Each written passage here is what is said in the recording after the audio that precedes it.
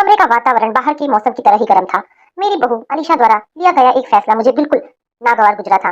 मैं इस बात से ज्यादा नाराज थी कि मेरे बेटे की भी इसमें मूल सहमति थी।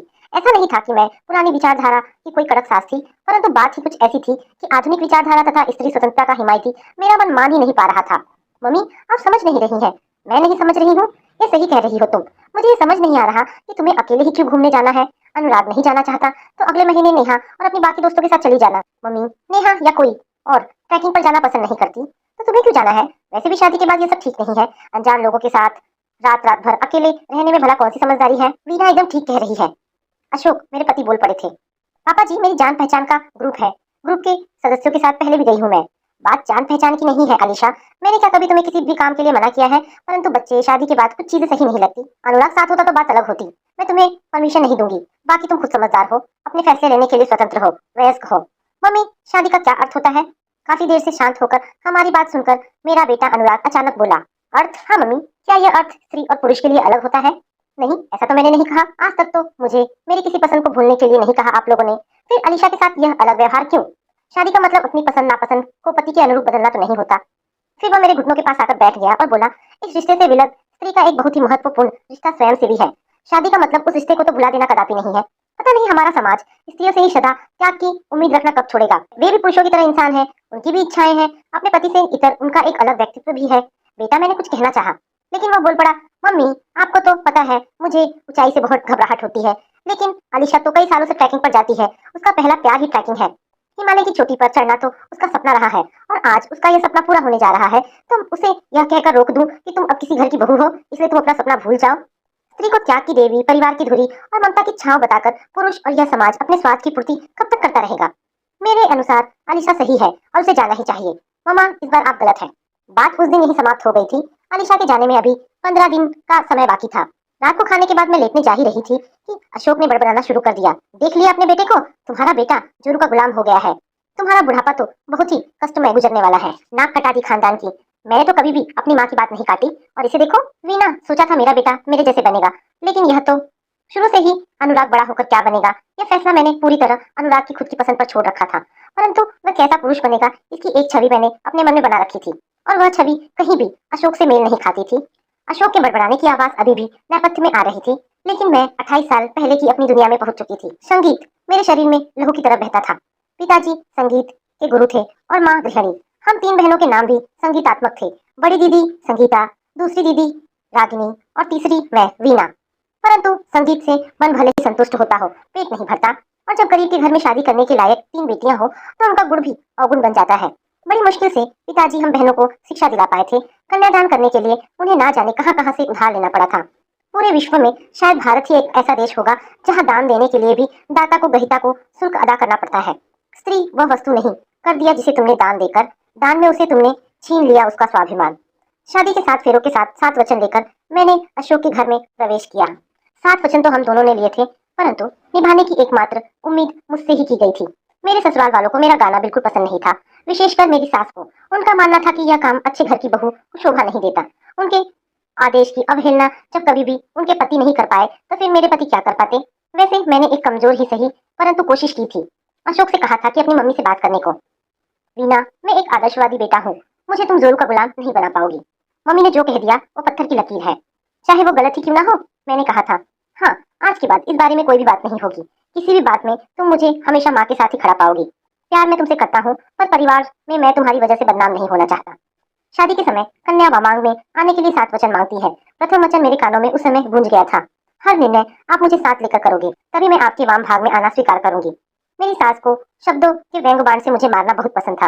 मेरी बड़ी ननद शिमला भी मेरी सास का इसमें पूर्ण सहयोग करती थी। उनकी शादी लखनऊ में ही हुई थी। एक ही शहर में मायका और ससुराल होने की वजह से लगातार उनका मायके में चक्कर लगता रहता था। हालांकि मेरा भी मायका लखनऊ में ही था, लेकिन मेरी सास को मेरा मायके आना जाना ज्यादा पसंद नहीं था। वे कहा करती थी कि बहू को अपने मायके ज्यादा नहीं जाने देना चाहिए, मायके वाले बिगाड़ देते हैं। वैसे भी शादी हो गई है, सास ससुर की सेवा करो, माँ बाप को भूलो। लेकिन ननद के समय वे ये सब बातें भूल जाया करती थी। तब उनका वाक्य होता था, घर में रौनक तो बेटियों से ही होती है, अपनी सास की मत सुनाकर ज्यादा, जब दिल करे आ जाया कर। मेरी ननद शिमला भी अपनी माँ की आज्ञा का पूरा पालन करती थी। साल में 5-6 महीने यही गुजरते थे उनके। मेरा मायका जाना मेरी सास को पसंद नहीं था, लेकिन हर तीज त्योहार पर मेरे मायके से आने वाले तोहफों से उन्हें कोई परेशानी नहीं थी। अरे सुधीर जी, आप इतना सब क्यों ले आते हैं? मेरे सहृदय ससुर जी कहा करते थे। सासू जी कहाँ चुप रहने वाली? अरे क्यों नहीं लाएंगे? बोल पड़ती। बेटी के घर क्या खाली हाथ आएंगे? अब हम क्या शिमला के ससुराल इतना कुछ भेजते नहीं है? इनकी उतनी औकात तो नहीं है, पर जो लाए हैं यह सुनकर मैं कट के रह जाती। जी करता कि पिताजी के जुड़े हाथों को पकड़कर उन्हें इस घर से चले जाने को कह दूं। नहीं देखा जाता मुझसे उनका यह अपमान। मेरे दुख को मेरी छोटी ननद माया और देवर अजीत समझते थे, परंतु जब आप खुद के लिए खड़े नहीं हो सकते तो किसी और से क्या आशा कर सकते हैं? अशोक ने तो बहुत पहले ही अपना निर्णय मुझे सुना दिया था। जब भी पिताजी मेरे ससुराल से अपमानित होकर जाते, मेरे अंदर कुछ टूट जाता और कानों में शादी के दूसरे वचन की ध्वनि सुनाई पड़ती थी। जिस प्रकार आप अपने माता पिता का आदर करते हो, उसी प्रकार मेरे माता पिता का आदर करो। जब अशोक का तबादला दिल्ली हुआ, तब पहली बार मेरे ससुर अपनी पत्नी के खिलाफ बोले थे। रमा, जाने दो वीना को, अशोक के साथ अपनी गृहस्थी संभालेगी और तुम्हें अशोक के खाने पीने की चिंता भी नहीं रहेगी। अरे वाह मम्मी, पापा को तो भाभी की बड़ी चिंता है। शिमला ने ताना मारा था। जिसे जहाँ जाना है जाए, मुझे तो सारी उम्र रोटियां ही बेलनी है। सासू माँ बड़बड़ाती रही। मेरे आज्ञाकारी पति कैसे पीछे रह जाते। नहीं माँ, वीना यही रहेगी आपके पास। मैंने वहाँ एक कुक का इंतजाम कर लिया है। वैसे भी संतोष के साथ रहूंगा तो पैसे कम खर्च होंगे। मेरा राजा बेटा यह जानता है कि इस पर अपने छोटे भाई बहनों की जिम्मेदारी है। तुम तो ऐसे कह रही हो जैसे मैं निठल्ला बैठा हूँ। घर जैसे इसकी कमाई से ही चलता है। ससुर जी ने एक कोशिश और की। चुप होंगे अब? हर शनिवार को तो घर आ ही जाएगा। सासू जी ने यह कहकर पति की बोलती बंद कर दी। अशोक दिल्ली चले गए थे। अपनी छोटी छोटी जरूरतों के लिए भी मैं अपनी सास पर मोहताज थी। कई बार अशोक से कहा भी कि मुझे कुछ पैसे भेज दिया करो। तुम्हें क्या जरूरत है पैसों की? जब कभी जरूरत हो तो मम्मी से मांग लिया करो। मम्मी ने कभी मना किया है क्या? उन्होंने कभी किसी चीज के लिए मना नहीं किया, परंतु उस चीज की उपयोगिता बताने के क्रम में जो कुछ भी मुझे सहना पड़ता था, वह मैं अशोक को नहीं समझा सकती थी। मैं कपड़ों की जगह सैनिटरी पैड इस्तेमाल करना चाहती थी। हिम्मत बटोरकर यह बात जब मैंने अपनी सासू माँ को बताई, उनकी प्रतिक्रिया आज भी मेरे रोंगटे खड़े कर देती है। अरे सुनते हो माया, जीत, घर के सभी लोग नौकर तक आंगन में आ गए थे। माँ जी गलती हो गई, माफ कर दीजिए, प्लीज चुप हो जाइए। तू होती कौन है मुझे चुप कराने वाली? अरे बताओगी भी, हुआ क्या है? ससुर जी की आवाज थी। आपकी बहू को अपने शरीर की गंदगी फेंकने के लिए भी पैसे चाहिए। माँ जी प्लीज चुप हो जाइए। रो पड़ी थी मैं। तेरे बाप ने भी देखा है कभी पैड? बेटी को पैड चाहिए। सारा माजरा समझते ही मेरे ससुर और देवर अजीत सिर झुकाकर अंदर चले गए थे और मेरे बगल में खड़ी मेरी छोटी ननद माया मेरे आंसू पोंछती रह गई थी। कई घंटे तक वे लगातार मुझे अपमानित करती रही थी। इस घटना के बाद मैंने अपनी सारी अभिलाषाओं तथा जरूरतों को एक संदूक में बंद करके दफन कर दिया था। मेरे बेटे के जन्म ने मुझे माँ बनने का गौरव तो प्रदान किया, परंतु जब उसकी छोटी छोटी जरूरतों के लिए भी मुझे हाथ फैलाना पड़ता, तब मेरा दिल चित्कार कर उठता था। शादी का तीसरा वचन भी मेरे कानों के पास आकर दबी आवाज में चीखा करता था। आप अपनी युवावस्था से लेकर वृद्धावस्था तक कुटुंब का पालन करोगे। मेरी एक पुरानी सहेली सौम्या मुझे एक दिन मार्केट में घूमते हुए मिल गई। औपचारिकतावश मैंने उसे घर आने को कह दिया था, परंतु मैं उस समय अवाक रह गई जब संडे को वह अपने पति व बच्चों के साथ अचानक आ गई। मेरा आधुनिक कपड़े पहनना ना तो अशोक को पसंद था और ना ही उनकी माँ को। बिना बाहों का ब्लाउज पहनना भी उनके परिवार में मना था। सौम्या को तो जीन्स और स्लीवलेस टॉप में देखकर मैं समझ गई कि आज अशोक और सासू माँ दोनों की ही बातें सुननी पड़ेगी। परंतु उस दिन मैंने अशोक का अलग ही रूप देखा था। जितने वक्त सौम्या रही, अशोक मेरे कमरे में ही मौजूद रहे। दिन के समय अशोक हमारे कमरे में बहुत कम आते थे, इसलिए मेरे लिए सुखद आश्चर्य था। सौम्या की तारीफ करते नहीं थक रहे थे। और तो और अगले दिन बाहर घूमने का प्लान भी बना लिया था उन्होंने। रात में मैंने अशोक से पूछा भी था, बिना मम्मी से पूछे कल घूमने का प्लान कैसे बना लिया तुमने? उसकी टेंशन तुम छोड़ो, क्या औरत है सौम्या जी, कितना मेंटेन किया है। उनकी फिगर को देखकर कौन कहेगा कि दो बच्चों की माँ है। अमित जी भी तो कितने अच्छे हैं। क्या अच्छा लगा तुम्हें अमित जी में? नहीं, बस सौम्या से पूछकर निर्णय। जोरू का गुलाम है और तुम्हें शर्म नहीं आती अपने पति के सामने किसी और मर्द की तारीफ करते हुए? सो जाओ चुपचाप। अगले दिन पिकनिक में बातों बातों के दौरान सौम्या ने अशोक को मेरे बारे में बताया कि मैं अपने कॉलेज की सबसे जीनियस छात्राओं में आती थी। इतना सुनना था कि अशोक जोर जोर से हंसने लगे। सौम्या जी, क्या आपके कॉलेज में सभी बेवकूफ थे? वीना और मेधावी कहाँ से आपको नजर आता है? रसोई में खाने में नमक तो सही से डाल नहीं पाती, न चलने का ढंग है, न कपड़े पहनने की तमीज, शरीर पर चर्बी देखिए कितनी चढ़ा रखी है। इतना कहकर वे अपनी बात पर खुद ही हंस पड़े थे। मेरा चेहरा शर्म और अपमान से सफेद पड़ गया था। चलिए बातें बहुत हो गई, अब बैडमिंटन खेलते हैं, अमित जी ने बात बदलते हुए कहा। खेल के दौरान अशोक ने फिर एक ऐसी हरकत कर दी जिसकी उम्मीद मुझे भी नहीं थी। स्त्री के चरित्र का आकलन आज भी उसके पहने गए कपड़ों से किया जाता है। अशोक ने भी सौम्या को लेकर गलत सोच बना ली थी। खेल के दौरान अशोक ने कई बार सौम्या को छूने की कोशिश की थी। यह बात मुझसे भी छिपी नहीं रह पाई थी। इसलिए जब सौम्या अशोक को किनारे पर ले जाकर दबे परंतु कड़े शब्दों में कुछ समझा रही थी, मैं समझ गई थी कि वह क्या कह रही है। घर लौटते ही अशोक की मम्मी सौम्या की चर्चा लेकर बैठ गई। अशोक जैसे इंतजार ही कर रहे थे। अरे मम्मी, बड़ी तेज औरत है, उससे तो दूर रहना ही ठीक होगा। मैं ना कहती थी? अरे ओ वीना, तुम्हें तो खुश होना चाहिए कि तुम्हें चरित्रवान पति मिला है। दिल कर रहा था कि चरित्रवान बेटे की झाड़ खाने की बात मम्मी को बता दूं, परंतु कह नहीं पाई। शादी के वचन फिर कानों के पास आकर चुगली करने लगे। मैं अपनी सहेलियों के साथ या अन्य स्त्रियों के साथ बैठी हूँ, आप मेरा अपमान ना करें, आप दूसरी स्त्रियों को माँ समान समझे और मुझ पर क्रोध ना करें। अनुराग को मैंने सदा प्रश्न करना सिखाया था।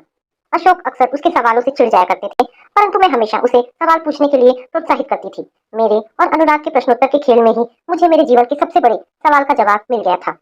मम्मी, मेरा नाम अनुराग क्यों है? बेटा, अनुराग का मतलब होता है स्नेह, प्रेम। तुम हमेशा अपने जीवन में स्नेह और प्रेम फैलाते रहो। तुम तो मेरे जीवन रूपी गीत के सुर हो। माँ, आप गाती क्यों नहीं हो? वो बेटा, कभी कभी जीवन में कुछ फैसले मानने पड़ते थे। मम्मी, आप कोई भी बात ऐसे ही मान लेती हो, ऐसा होता आया है, इसलिए हम बात क्यों माने? हमें पहले यह जानना चाहिए कि जो हो रहा है वह क्यों हो रहा है। पापा और दादी मुझे हॉस्टल भेजना चाहते हैं, पर मैं नहीं चाहता। उन्हें मेरा नाम भी पसंद नहीं है, वह भी बदल देंगे शायद। मम्मी, आप दादी से बात करोगी? अशोक ने मुझे इस विषय में कुछ नहीं बताया था। शादी के वचन आज कानों में तेज चिल्ला रहे थे। आप अपने हर निर्णय में मुझे शामिल अवश्य करें, परंतु मैं फिर भी जाग नहीं पाई। बेटा, दादी जो कहती है, मैं जानता था आपसे नहीं होगा, मैं दादी से बात खुद कर लूंगा। फिर मुंह फेरकर अनुराग तो सो गया था, परंतु 14 साल से सोई अपनी माँ को जगा दिया था उसने। मेरा 12 साल का बेटा इतना बड़ा कब हो गया, मैं जान ही ना पाई। शादी के जो वचन मेरे कानों में आकर फुसफुसाते थे, आज वे पूरी तरह से आकर सामने खड़े हो गए थे। कितने पुरुष निभाते हैं ये सारे वचन? शायद एक भी नहीं। उनसे तो निभाने की उम्मीद तक नहीं की जाती। मेरे अब तक के जीवन में समझौता केवल मैंने किया है, वचन केवल मैंने निभाए हैं। अशोक को तो शायद याद भी नहीं है कि उन्होंने कोई वचन भी दिया था। वह इसलिए क्योंकि पुरुष बड़ी चतुराई से इन वचनों को भूल जाता है, परंतु स्त्री को ये वचन भूलने ही नहीं दिए जाते। अपने सास ससुर की सेवा ना करने पर क्या किसी दामाद को कभी कटघरे में खड़ा करता है यह समाज? उसकी लाख बुराइयों को भी छिपा लिया जाता है, परंतु एक बहू जब ऐसा करती है तो बिना कारण जाने उसे अनगिनत गलत संबोधनों से नवाजा जाता है। ताने उलाहने सुनकर भी जो चुप रहे, उसी स्त्री को अच्छी बहू का मेडल मिलता है। कभी कभी तो वह भी नहीं मिलता।